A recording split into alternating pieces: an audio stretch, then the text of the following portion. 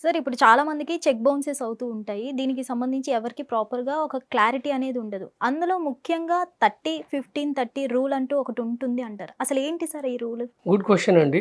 ఎందుకంటే సొంత కుటుంబ సభ్యులైనా సరే, హ్మ్. బయటి వాళ్ళైనా సరే డబ్బులు అప్పు మన దగ్గర తీసుకున్నప్పుడు ఓకే. మనకు షూరిటీగా మనం ఏం చేస్తాం?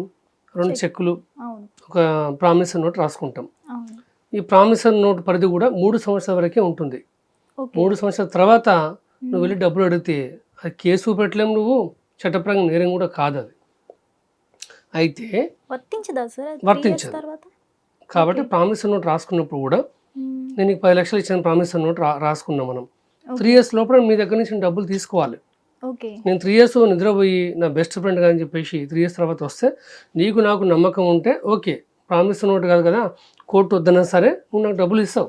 ఒకవేళ ప్రామిసరీ నోట్‌లోనే 5 ఇయర్స్‌కి ఇస్తాను నేను అమౌంట్ రిటర్న్ అని అంటే సార్? ఫస్ట్ ఆఫ్ ఆల్ మీరు అట్లా రాసుకోవడానికి కుదరదు కదా. ప్రామిసరీ నోట్ అంటేనే 3 ఇయర్స్. ఓకే. 3 ఇయర్స్ వరకే 3 చెల్లుతుంది. ఇయర్స్ వరకు మాత్రమే చట్టబద్ధంగా దానికి చెల్లుబాటు. ఓకే. అంతకుమించి దానికంటే 3 ఇయర్స్ కంటే ఎక్కువ ఒక రోజు కూడా ఉండదు దానికి. ఓకే. ప్రామిసరీ నోట్ రాసుకున్న తర్వాత చాలామంది చెక్లు కూడా తీసుకుంటారు. అవును. అయితే ఒక సందర్భం, ఒక టైం పీరియడ్ అయిపోయిన తర్వాత ఓకే. వాళ్ళు ఏం చేస్తారు? నా డబ్బులు నాకు ఇవ్వమని అడుగుతారు. అవును. వాళ్ళు కనుక డబ్బులు తిరిగి ఇవ్వకపోతే 3 ఇయర్స్ వరకు మ్యాక్సిమం ఎవరు వెయిట్ చేయరు. దాని పరిధి 3 ఇయర్స్ ఉంటుంది. ఓకే.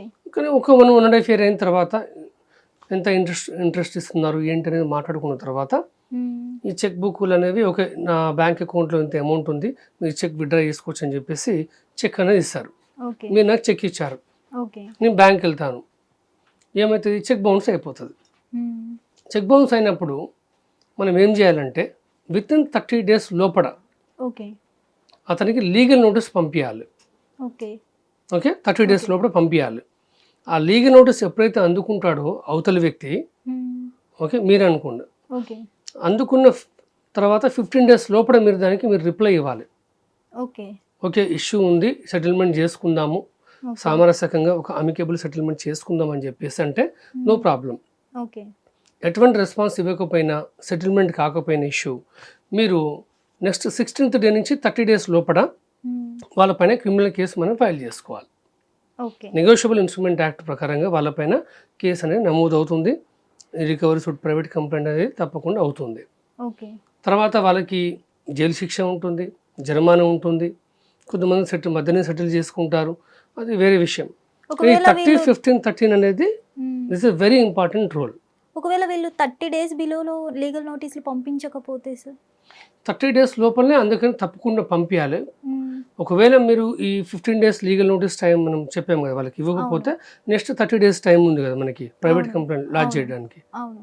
ఓకే, కొంచెం లేట్ అయితే మాత్రం ఒక చిన్న ప్రొవిజన్ ఉంది, మళ్ళీ నెక్స్ట్ కొన్ని రోజులు ఎక్స్టెండ్ చేసుకునే అవకాశం మనకు ఉంటుంది లీగల్గా. ఓకే. కానీ మ్యాక్సిమం చాలామంది ఏం చేస్తారంటే ఈ నెగోషియబుల్ ఇన్స్ట్రుమెంట్ ప్రకారం ఏంటంటే చెక్ బౌన్స్ కేసు అనేది చాలా సీరియస్ కేసే. ఓకే. ఈ లీగల్ నోటీస్ అందుకున్న తర్వాత మ్యాక్సిమం సెటిల్మెంట్కి వస్తారు, రాకపోతే కోర్టుకి వెళ్తారు, అప్పుడైనా సరే వాళ్ళు ఇవ్వాల్సిందే డబ్బులు. ఓకే.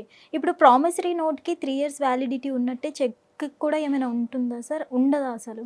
ఉంటుంది. ఉంటుంది. జనరల్గా ఇప్పుడు చెక్ పైన ఏంటి డేట్ వేసి ఇవ్వరు మనకి అప్పుడు చెక్ అవును. ఇచ్చినప్పుడు. అవును.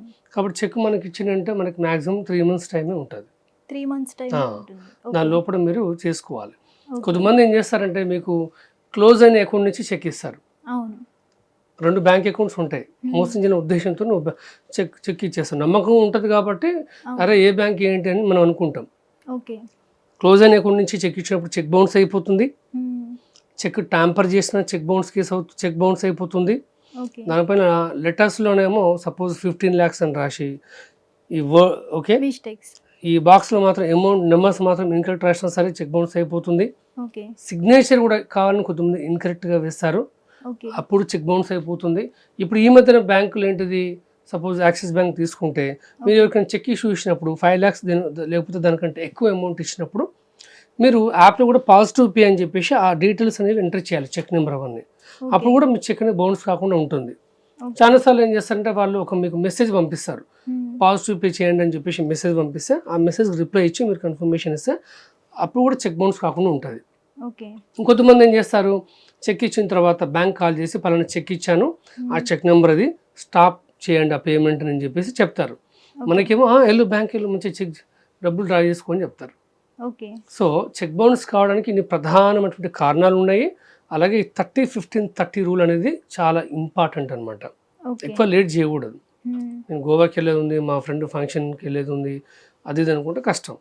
ఓకే. కాబట్టి ఇది తప్పకుండా అందరూ పాటించాలి. ఒకవేళ ఎవరి దగ్గరైనా ఫర్ సపోజ్ ఎగ్జాంపుల్‌గా 10 లాక్స్ తీసుకున్నారు. వీళ్ళు చెక్ పెట్టి సైన్ చేసి ప్రాపర్‌గా. బట్ వీళ్ళు అది పే చేయలేకపోయారు. ఒక 4 ఇయర్స్ అయిపోయిందనుకోండి సార్. ఆ చెక్‌కి సంబంధించిన బ్యాంక్ కూడా క్లోజ్ అయిపోయింది. అలాంటి సిట్యుయేషన్స్‌లో ఆ అమౌంట్ ఇచ్చిన వాళ్ళు ఎలాంటి యాక్షన్ తీసుకోవచ్చంటారు? ఇప్పుడు గుడ్ క్వశ్చన్. మనం ఎవరికైనా డబ్బులు ఇచ్చినప్పుడు హ్మ్. హ్యాండ్ క్యాష్ అనేది ఎప్పుడు ఇవ్వకూడదు ఎవరికైనా. ఓకే. మ్యాక్సిమం మనీ మనం ట్రాన్స్ఫర్ చేయడం మంచిది, ఓకే. లేకపోతే చెక్ ఇవ్వడం మంచిది. ఓకే. ఎందుకంటే ఒక ఆధారం ఉంటుంది. ఎవిడెన్స్ ఉంది. కోర్టు కావాల్సింది కన్నీరు, హ్మ్. ఎక్స్ప్లెనేషన్ కాదు. What are the evidences do you have it? Okay. Okay.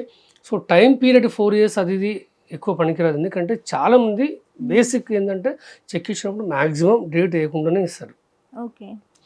ఇచ్చిన వ్యక్తి కూడా అవసరం ఉంటుంది కాబట్టి మనం అనుకున్నట్టు అన్ని సంవత్సరాల పాటు వెయిట్ చేయరు వాళ్ళు. అవును. దానిపైన చెక్ ఎప్పుడైతే డేట్ వేసుకుంటారో నెక్స్ట్ డేనే వెళ్తారు, బ్యాంక్కి వెళ్ళి డిపాజిట్ చేసేసుకుంటారు. ఓకే. కొన్నిసార్లు ఏంటంటే ఇప్పుడు మనం సొంత బ్రదర్ అయినా సొంత కుటుంబ సభ్యులైనా సరే సుప్రీంకోర్టు కూడా గైడ్లైన్స్ ఇచ్చింది. వీలైతే మీరు ప్రామిసరీ నోట్ రాసుకోవాలి, ఎంత అమౌంట్ ఉన్నా సరే, తర్వాత ఇబ్బందులు పడడం ఎందుకు అని చెప్పేసి. ఓకే. మనకి ట్రాన్సాక్షన్స్ అనేవి క్లియర్గా ఉంటే మనం మనీ రికవరీ సూట్ అనేది వేసుకోవచ్చు కోర్టులో, దానికి ఇబ్బంది ఏమి ఉండదు. ఓకే. ఎన్ని ఇయర్స్‌కైనా వేసుకోవచ్చు అంటారా సార్? ఈ టైం పరిమితి విషయానికి వచ్చేస్తే ఎంత అవసరం ఉందని చెప్పేసి అవతల వ్యక్తి వచ్చాడో ఓకే. ఈ ప్రామిసరీ నోటే మనకి మెయిన్గా చాలా మంది రాసుకుని 100% ప్రామిసరీ నోటే రాసుకుంటారు. అవును. 3 ఇయర్స్ పరిమితి, ఈ లోపల మీరు వెళ్ళిపోవాల్సింది అక్కడికి. ఓకే. లేట్ అయిపోయిందంటే డబ్బులు ఇచ్చిన వ్యక్తికే మీకు ఎటువంటి అధికారం ఉండదు కేసు వేయడానికి. ఓకే. కోర్టు అంటది మరి అప్పుడు నిద్రపోయారు మీరు ఎందుకు రికవరీ చేసుకోలేదని చెప్పేసి. కాబట్టి డబ్బుల విషయంలో చాలా జాగ్రత్తగా ఉండాలి. హిట్ టీవీ యాప్, ఇందులో short news, live news, entertainment shows, movies, digital magazines తో పాటు మీ జిల్లా వార్తలను కూడా ఫ్రీగా చూడొచ్చు. ఇంకెందుకు ఆలస్యం, వెంటనే హిట్ టీవీ యాప్ ని డౌన్లోడ్ చేసుకుని ఫ్రీగా ఎంటర్టైన్మెంట్ పొందండి. Hit TV app. Hit TV app. Please download Hit TV app. Hit TV app ని ఫ్రీగా డౌన్లోడ్ చేసుకొని ఎంజాయ్ చేయండి. మీకు నచ్చిన ఎంటర్టైన్మెంట్ కోసం హిట్ టీవీ యాప్ ని ఫ్రీగా డౌన్లోడ్ చేసుకుని ఎంజాయ్ చేయండి. హిట్ టీవీ యాప్ని డౌన్లోడ్ చేసుకుని ఆస్వాదించండి, ఆశీర్వదించండి. ఇంతమంది సెలబ్రిటీలు హిట్ టీవీ యాప్ ని డౌన్లోడ్ చేసుకోండి అని చెప్తున్నారంటే ఎంత మంచి యాప్ ఆలోచించండి. అమెరికా అమెరికా అమెరికా అమెరికాలో చదవాలనుకునే వాళ్ళకి విశ్వసనీయమైన పేరు మన శౌర్య కన్సల్టెన్సీ. UK లో 1 year masters. UK లో 1 year masters. 2 years work permit up to 5 years visa. Contact Saurya Consultancy. Contact 89851 89851.